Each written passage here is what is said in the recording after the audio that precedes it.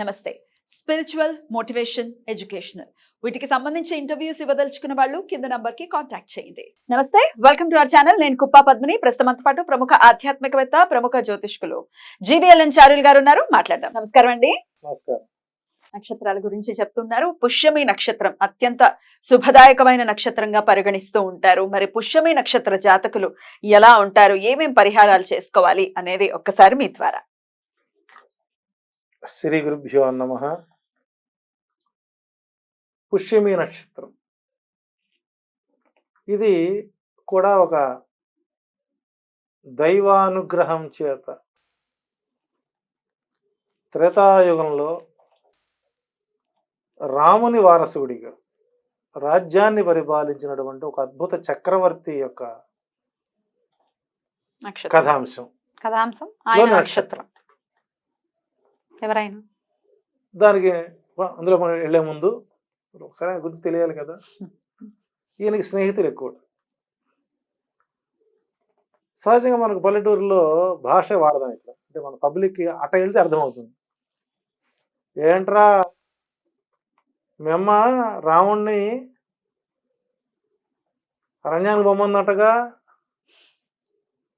అవునరా నిజమే, ఇప్పుడు తెలిసింది. అవును, ఇంతకీ మీ అమ్మకి బుద్ధి ఎలా పుట్టింది? ఆ మందరం వల్ల కాదా? అందరి వల్ల. పాపం ఆమెను ఎందుకంటావురా నువ్వు అని భరతుడు ఉండట. ఏంటి నీకు ఆమంటే అంత ప్రేమ కలుగుతుంది, నువ్వు రాజు అవుతున్నావనా?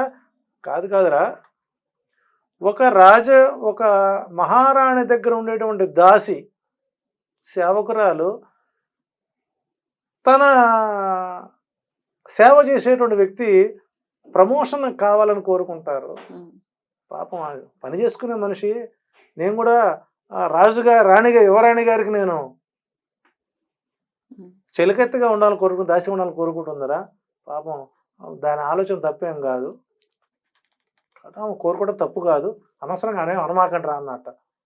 ఓహో నువ్వు భలే చెప్పావు. మరి అయితే ముసలోడు తప్ప ఆ మెమ్మది వరవడిగిందంటగా. అదేముందిరా, ఆమె అవసరం ఆయనకు ఉంది, ఆయన అవసరం ఆమెకుంది. సహజంగా ఏ మగవాడైనా కూడాను భార్య అడిగినప్పుడు బొంగమూతి పెట్టి కూర్చున్నప్పుడు ఏంటే రోజు కిలకిలా నడిపి నువ్వు ఇప్పుడేంటో బొంగమూతి పెట్టి కూర్చున్నావు, ఏంటి నీ బాధ ఏంటి, నీకు వచ్చిన కష్టం ఏంటి అని అన్నీ అడుగుతారా? భర్తగా అది బాధ్యత. గరికిపాటి వారిలాగా భార్యతో రోజు అరగంట సేపు మాట్లాడితే మన కాపురాలు ఎట్టుంటాయిరా? కాదు. అందువల్ల ఆమె మీద కష్టంలో ఉన్నప్పుడు ఈయన పోయి నీకు ఏం కాని అడిగేటప్పుడు ఆమె అడిగింది, తప్పేముంది. కాబట్టి ఒక కొడుకుని రాజుని చేయాలనుకోవడంలో తప్పేముంది. కాబట్టి మీరు ఆమెని అనద్దు అన్నట్టు. నువ్వు చెప్పేది బాలేమందరా, సరే మా పని మనిషిని వద్దన్నావు, మీ నాయనే తప్పు కాదంటున్నావు. రాముడికైనా బుద్ధి ఉండక్కర్లే మీ వెనకన్నా. ఆయన చెప్పంగానే పోతాడు ఎగేసుకొని. తప్పు కదా ఇది. ఎందుకు ఆయన తిడతారు? తండ్రి మాట జవదాటని వాడు రాజ్యంలో కళంకం రాకూడదని, జ్యేష్ఠుడే తండ్రి మాటను జవదాటితే రేపు పొద్దున ఆయన మాటలు మేము ఎక్కడ వింటానరా? చచ్చి మా నాయన నువ్వు అనమ్మ కదా, మంచి పద్ధతి కాదంటే చాలేవా ఆయన చెప్పావు. కానీ పోనీ మీ వదినమ్మ ఉంది, ఆమెను ఆగచ్చుగా.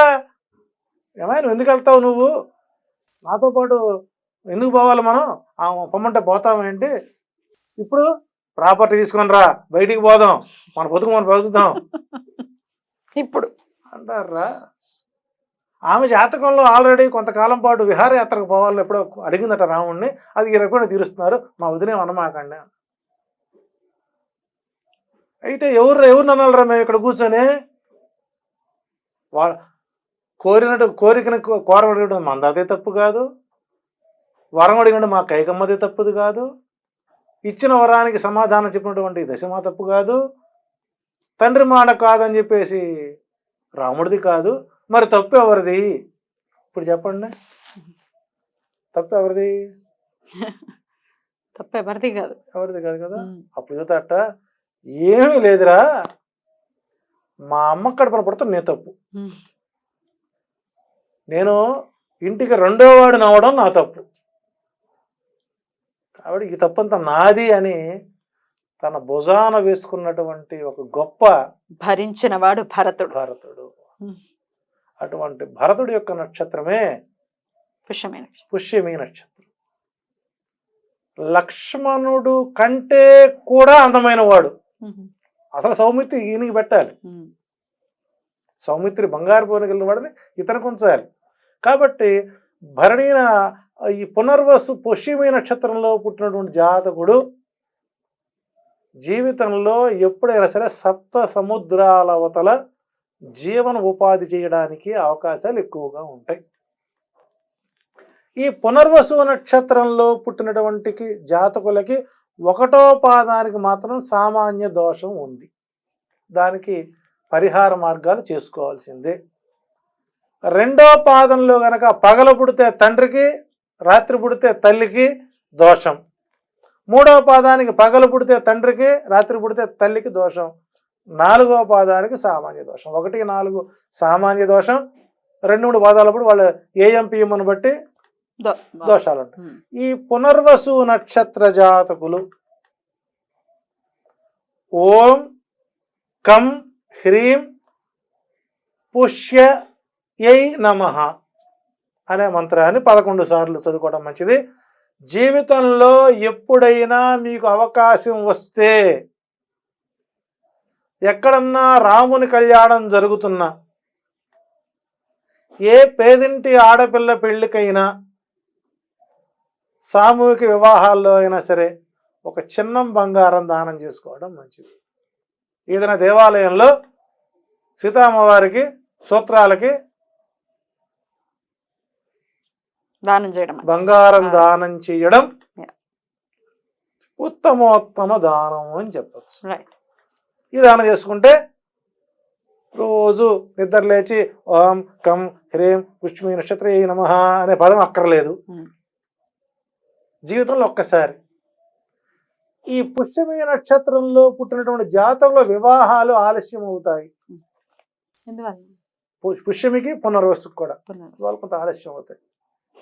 రామునికి వివాహం జరిగిందే పాపం సుమారు 11 సంవత్సరాలు పెళ్ళయింది ఆయనకి. అప్పటి కాలం ప్రకారం 110 ఏళ్లలో పెళ్ళయింది ఆయనకి. అప్పుడు 11,000 సంవత్సరాలు పరిపాలన చేస్తున్నారు. మహాభారత సంగ్రామంలో కృష్ణుడు రథసారథి ఏ వయసులో వచ్చాడు? 95 సంవత్సరాల వయసులో వచ్చాడు. 95 సంవత్సరాల వయసులో కృష్ణుడు రథసారథి చేశాడు. అప్పటికి అర్జునుడు 93 సంవత్సరాల వయసు. భీష్ముల వారు కురువృద్ధులైతే అప్పటికి పాపం చేశారు. నీకు కరెక్ట్ గా చూడండి, భీష్మాచార్యుడు కృష్ణుడి యొక్క దాన్ని లాగటానికి కళ్ళను లాగకుండా కరెక్ట్గా ఆ పట్టునట్టు మధ్య వేలికి, గోటికి, చర్మానికి మధ్య ఉండే విధంగా బాణం వేశాడు. అంత నేర్పది కట్టడి చేయడం కోసం. అది పుష్యమి నక్షత్రం రోజు జరిగింది.